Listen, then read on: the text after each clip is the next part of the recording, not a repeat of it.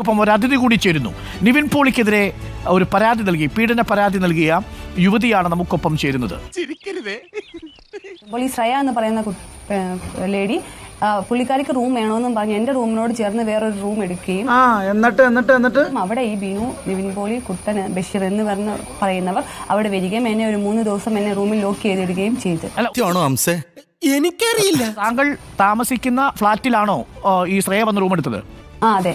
അപ്പൊ ആ ഫ്ളാറ്റിൽ വെച്ചാണ് പീഡിപ്പിച്ചത്, ഹോട്ടലിൽ വെച്ചല്ല. എവിടെയോ എന്തോ ഒരു തകരാറ്. ആദ്യത്തെ ദുരനുഭവം ഉണ്ടാവുന്നത് നവംബറിൽ, അത് ഒരൊറ്റ ദിവസം അല്ലേ, ഹോട്ടലിൽ വെച്ച് നവംബറിൽ. അതെ അതെ. അതിനുശേഷം ഡിസംബർ മാസം വീണ്ടും ശ്രേയ വരുന്നു. ആ ശ്രേയയെ വീണ്ടും താങ്കൾ വിശ്വസിച്ചോ?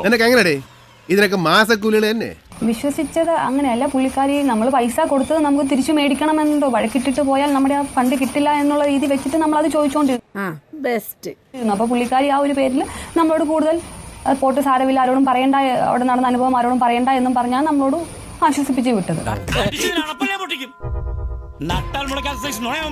പിന്നെ ഇവര് അവിടെ വെച്ചിട്ട് എന്നെ റൂമിൽ ലോക്ക് ചെയ്തിട്ട് എന്റെ വീട്ടില് ഇവരെ ആരോ വന്ന് ക്യാമറ വെച്ചു ബെഡ്റൂമില്. നിന്റെ വായിൽ എങ്ങനെയാടാ ഇത്രയും പെട്ടെന്ന് ഇത്രയും വലിയ നുണകൾ വരുന്നേ? ഒരു നിമിഷം. താങ്കളുടെ റൂമിൽ ലോക്ക് ചെയ്തതിനു ശേഷം താങ്കളുടെ ഹസ്ബൻഡിന്റെ വീട്ടിൽ പോയിട്ട് എന്ത് ചെയ്തു എന്നാ പറഞ്ഞത്? അവിടെ ഒരു ബെഡ്റൂം ക്യാമറ വെച്ചു. അടിപൊളി. താങ്കളുടെ ഹസ്ബൻഡിന്റെ വീട്ടിലോ? അതെ നാട്ടിലുള്ള വീട്ടില്. ആ ഹസ്ബൻഡിന്റെ വീട്ടിലേക്ക് ഇവർ അതിക്രമിച്ച് കയറിയോ? കണക്കുകളൊന്നും ശരിയാകുന്നില്ലല്ലോ ഗംഗാര. പേടിച്ചിട്ടാ, പണ്ട് എനിക്ക് അങ്ങനെയാ, പേടിച്ചെനിക്ക് കണക്കേറ്റി പോകും. അതായത് പുള്ളി പുറത്തു പോയ സമയം, പുള്ളി ഇവിടെ ഇല്ലായിരുന്നു. അപ്പൊ ഈ പുള്ളി പുറത്തു പോയ സമയം ഇവര് വന്ന് ക്യാമറ വെച്ചിട്ട് അടഞ്ഞു കിടന്ന വീട് കുത്തി തുറന്നാണ് കയറിയത് അല്ലേ? നീ അറിഞ്ഞാ ഞാൻ പെട്ടു. അതായത് അവര് പുറത്തൂടെ വെക്കാനുള്ള ഗ്യാപ്പൊക്കെ ഉണ്ട്. അപ്പൊ അവർക്ക് അങ്ങനെ ചെയ്ത് വെച്ചിട്ട് പോയി. നീ എന്ത് തേങ്ങയാടി പറയുന്നേ?